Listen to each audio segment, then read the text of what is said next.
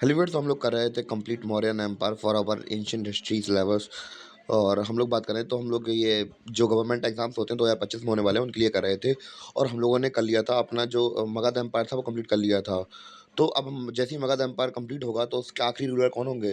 धनानंद होंगे। तो उनको मारकर जो रूल करेंगे वो कौन होंगे? मौर्यंस होंगे। यानी कि चंद्रगुप्त मौर्य से हमारा नया रूल स्टार्ट हो जाएगा, नई डायनेस्टी स्टार्ट हो जाएगी जिनका नाम था मौर्य एम्पायर। तो मौर्य एम्पायर की शुरुआत हम लोग बात करें 321 से हुई थी। और 384 में इसका आखिरी रूलर एक्सपायर हो गए थे, यानी खत्म हो गए थे। यानी कि जो मौर्यन एम्पायर था उसका टाइम पीरियड 321 बीसीई से लेकर 184 बीसीई तक था। और ये जो आप मैप देख रहे हैं तो ये मैप है किसका? जो मौर्यन एम्पायर है उसका जो पूरा मैप है। तो ये मैप पूरा ये अशोक का मैप है। अशोक के टाइम पर जो आप लोग इंडिया देखते हैं तो आधी से ज़्यादा इंडिया, इवन कि अफगानिस्तान पाकिस्तान वाला एरिया मौर्यन एम्पायर के अंडर में आता था। तो हम लोग बात करें ये केवल जैसे चंद्रगुप्त मौर्य का एम्पायर ये रहा, तो इनके बेटे आए। बेटे जैसे बिंबिसार हुए तो उन्होंने इतना एम्पायर कर लिया। और उनके बेटे आए फिर अशोक, तो उन्होंने इतना बड़ा एम्पायर इकट्ठा कर लिया अपना।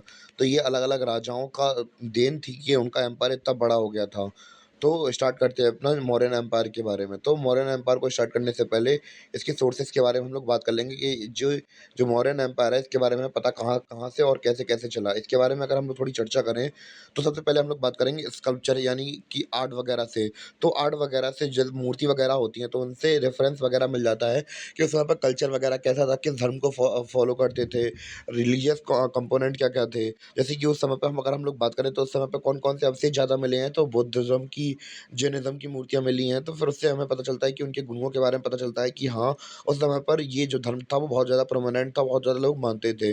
दूसरा सोर्स क्या है कि इंडिका बाई मेगास्थनीज। मेगास्थनीज कौन था? मेगास्थनीज एक एम्बेसडर था जो भेजा गया था सेल्यूकस निकेटर के द्वारा। सेल्यूकस निकेटर कौन था?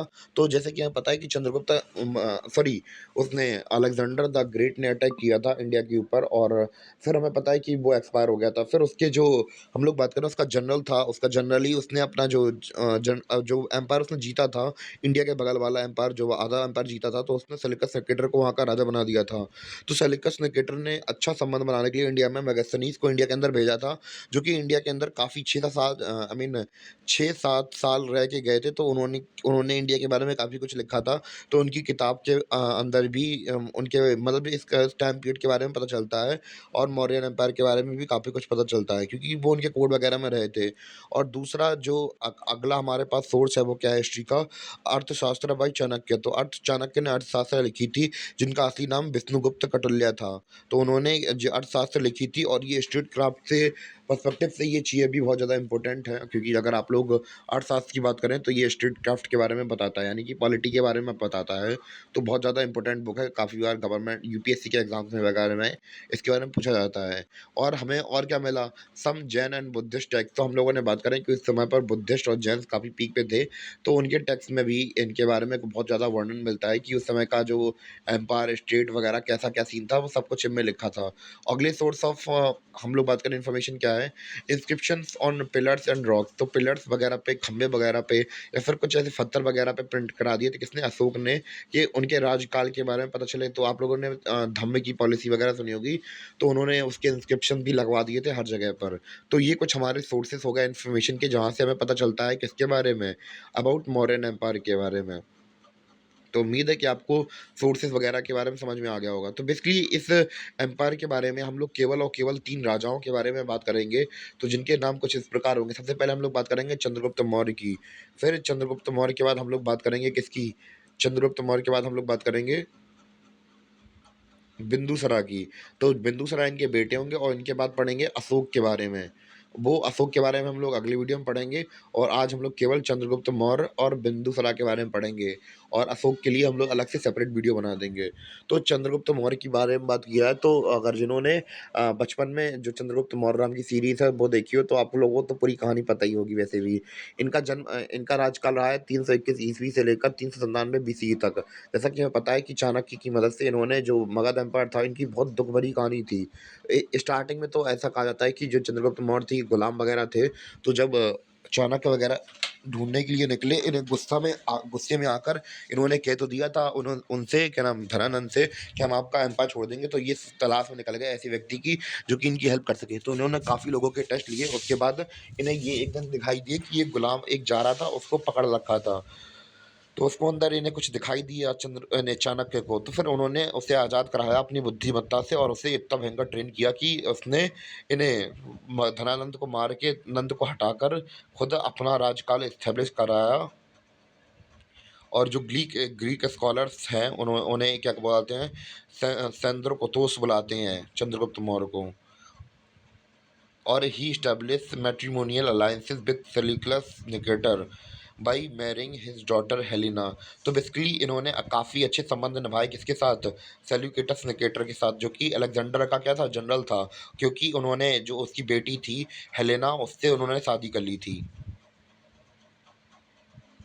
तो हम लोगों ने अभी तक कहाँ तक पढ़ लिया, तो हम लोग दोबारा से रिवाइज कर लेते हैं कि जो चंद्रगुप्त मौर्य थे इन्होंने चाणक्य की मदद से अपनी जो राजवंश था उसकी स्थापना की थी। और उसके बाद जो ग्रीक स्कॉलर्स थे उन्होंने इसे सेंडोकॉटस कहा है, मतलब चंद्रगुप्त मौर्य को। और इन्होंने मैट्रिमोनियल अलायंसेस बनाए थे किसके साथ, सेल्यूकस निकेटर के साथ, क्योंकि उनकी बेटी की आई थिंक मुझे ध्यान है कि एक स्टोरी भी है इनके लेकर कि जब ये 35 साल के थे और इनकी हेलेना जो थी वो 16 साल की थी, तो फिर वो समझ गए कि ऐसे तो मानेंगे नहीं, क्योंकि जो सेल्यूकस निकेटर है वो मानेगा नहीं। तो उन्होंने उनके साथ युद्ध लड़ा था, तो उसके साथ बाद ये जीत गए, तो इनकी शादी हो गई थी हेलेना के साथ। और हम लोग बात करते हैं चंद्रगुप्त मौर्य के बारे में। तो चंद्रगुप्त की जो वाइफ थी वो कौन थी, दुर्धरा थी। और जिन इनसे बेटा हुआ किसका, बेटे का नाम था बिंदुसरा। और हम लोग बात करें कि इनका जो एम्पायर था ये अफ़गानिस्तान से लेके बांग्लादेश तक में फैल गया था, होल नॉर्थ इंडिया में एक तरीके से बात की जाए तो। और बाद में इन्होंने क्या किया, जैनिज़्म को अपना लिया। और बाद में अब जैसे कि हम लोगों ने जब जैनिज़्म कंप्लीट किया था तो हम लोग देखा था कि ये मैसूर के पास में चले गए थे। और ये जो वहाँ पे जो धीमे-धीमे जो जैनिज़्म के जो पुजारी थे, जो सेक्ट बँट गए थे, भद्रबाहु के साथ वो चले गए थे साउथ इंडिया में, जिन जो कि यहाँ पे नहीं रहना चाहते थे, मतलब कि यहाँ भुखमरी के कारण यहाँ पे थोड़ी दिक्कत हो रही थी, तो भद्रबाहु वहाँ पे चले गए साउथ इंडिया में, तो उनके साथ ही ये निकल गए थे। और बाद में ये स्लो स्टार्वेशन, उनका यही मानना था कि मोक्ष की प्राप्ति कैसे होगी। तो बहुत सारी बुक्स में ऐसा भी कहा जाता है कि इनके समय इनके राजकाल पे बहुत स्टार्वेशन हो गई थी, इस वजह से ये अपना राजकाल छोड़ गए थे। इन्हें बहुत बुरा लग रहा था। और बहुत कई-कई किताबों में अलग-अलग चीज़ें लिखी रहती हैं। तो कैसे भी करके ये साउथ इंडिया में गए थे, वहाँ पे भद्रबाहु के साथ में। और इससे धीमे-धीमे जैसे कि जैनिज़्म में स्लो स्टार्वेशन के थ्रू हमें मोक्ष मिलता है, तो इन्हें क्या मिल गया वहाँ पे, ये भूख के कारण मर गए थे। वहाँ पे सैल्वेशन लगवाया गया, लेने का तरीका वही होता है जैनिज़्म के अंदर। हम लोगों ने अपने पिछले वीडियो में पढ़ लिया था। और इनके बारे में चंद्रगुप्त सेकंड अगर हम लोग बात करें जो हम लोग बात करें कि चंद्रगुप्त मौर्य के बारे में लिखा है किसने? इनके बहुत सालों बाद 400 एडी में, ध्यान रखना इनका जन्म हुआ था 421 में।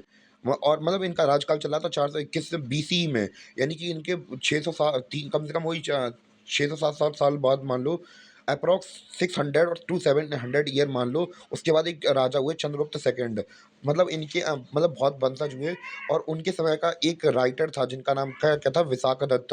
उसने एक ड्रामा लिखा था इनके ऊपर, जिनका उसने ड्रामा क्या लिखा था, मुद्रा राक्षस नाम का एक ड्रामा लिखा था, जिसमें चंद्रगुप्त मौर्य और उसके दुश्मन राक्षस के बारे में बताया गया था, जो कि पीएम थे किसके, धनानंद के।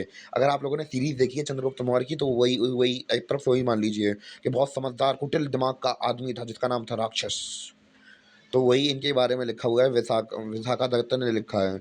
और बहुत सारी चीज़ें मैगजीन इंडिका के द्वारा भी मिलती हैं हमें। तो ये हमने पढ़ लिया, अपना चंद्रगुप्त मौर्य को निपटा लिया। अब हम लोग बात करेंगे इनके बेटे बिंदुसरा की। तो अब हम लोग बात करें बिंदुसरा का राजकाल की टाइम पीरियड की बात करें, तो वैसे ये यहाँ पे ये मैप में दिख रहा है जो आपको एरिया, पहला पेन निकाल लूँ। तो ये वाला एरिया वो चंद्रगुप्त मौर्य ने जीता था। इतना हिस्सा चेरा, चोला और पांड्यास वगैरह में साउथ इंडिया में बटा हुआ था, इतना हिस्सा नहीं जीता था उन्होंने। और हम लोग बात करेंगे टाइम पीरियड 297 बीसी से लेकर 273 बीसी तक था। 297 बीसी से लेकर 273 बीसी तक इनका टाइम पीरियड था। और इनके इंपॉर्टेंट पॉइंट समझ लेते हैं। सबसे पहला पॉइंट ये है कि ये किसके, चंद्रगुप्त और दुर्धरा के बेटे थे। और इन्हें एक टाइटल मिला है जिसका नाम है conqueror of the land between the two seas. ये इन्हें एक टाइटल मिला है। और हम लोग बात करेंगे एट द एंड, जैसे ही इनकी मतलब कि इनकी जैसे इनकी मौत हुई, तो जो मौर्यन एम्पायर था वो एक्सपेंड कर गया था, क्योंकि जो उनके बेटे थे अशोक, उनका एम्पायर इतना बड़ा, इतना विशालकाय हो गया था। मतलब ये बता रहे हैं कि जब इनकी मृत्यु हुई तब तक तो बहुत बड़ा एम्पायर हो गया था, और इवन कि जब अशोक आएगा तो अशोक तो और ज़्यादा बड़ा एम्पायर अपना कर लेगा। और ग्रीक इनके समय पे भी एक ग्रीक एम्बेसडर आए थे, जिनका नाम था डीएमेच्यूस, तो इनके कोर्ट में वगैरह में बैठे वगैरह थे, तो उनकी कुछ खास बात कुछ हुआ नहीं था। ऐसी कोई उन्होंने किताब वगैरह लिखी, जैसे कि उसने लिखी थी, इंडिका वगैरह लिखी थी मैगज़ीन्स ने। और इन्हें क्या कहा गया था? इन्हें ग्रीक भाषा में अमित्रोचित्स कहा गया था, यानी कि अमित्र घात। अमित्र घात का मतलब क्या होता है? शत्रुओं का नाश करने वाला, ऐसा व्यक्ति जो अपने शत्रुओं का नाश कर देता है। तो ये कुछ इंपॉर्टेंट फैक्ट थे इनके बारे में, बिंदुसारा के बारे में। और आई थिंक हमारा कंप्लीट हो गया मौर्यन एम्पायर। हाँ, बस यहीं तक था। और जो अशोक का बचा है, तो अशोक का हम लोग अपने अगली वीडियो में निपटा देंगे। और आज के लिए इतना ही, मिलते हैं अपने अगली वीडियो में। तब तक के लिए धन्यवाद।